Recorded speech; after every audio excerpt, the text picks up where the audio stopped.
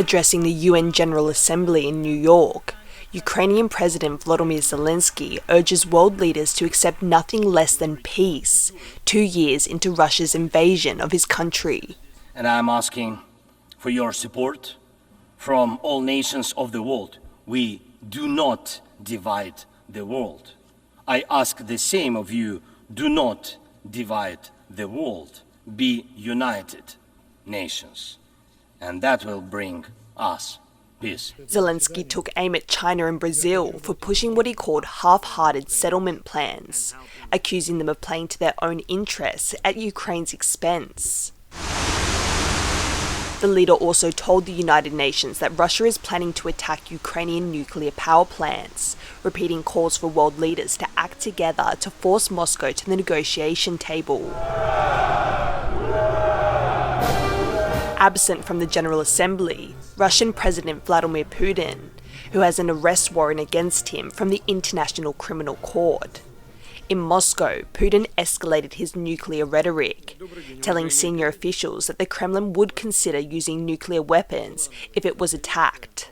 Оставляем за собой право применить ядерное оружие в случае агрессии против России и Белоруссии как участника союзного государства, в том числе, если противник, используя обычное оружие, создает критическую угрозу нашему суверенитету.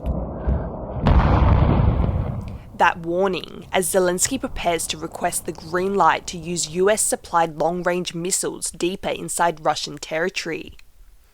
He's expected to discuss that in a separate meeting with US President Joe Biden in Washington, presenting his revamped victory plan and appealing for further weapon donations and diplomatic actions to force Russia into peace.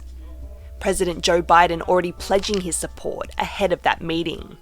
I'm determined to ensure that Ukraine has what it needs to prevail in its fight for its survival. Tomorrow, I will announce a series of actions to accelerate support for Ukraine's military. But we know Ukraine's future victory is about more than what happens on the battlefield. It's also about what Ukrainians do to make the most of a free and independent future. But the US president stopped short of mentioning long-range missiles, amid fears it could further escalate the conflict. With Biden's term nearly at its end, Zelenskyy will also be meeting with Democratic presidential candidate Kamala Harris, attempting to shore up support for Ukraine, not only for now, but also for the future.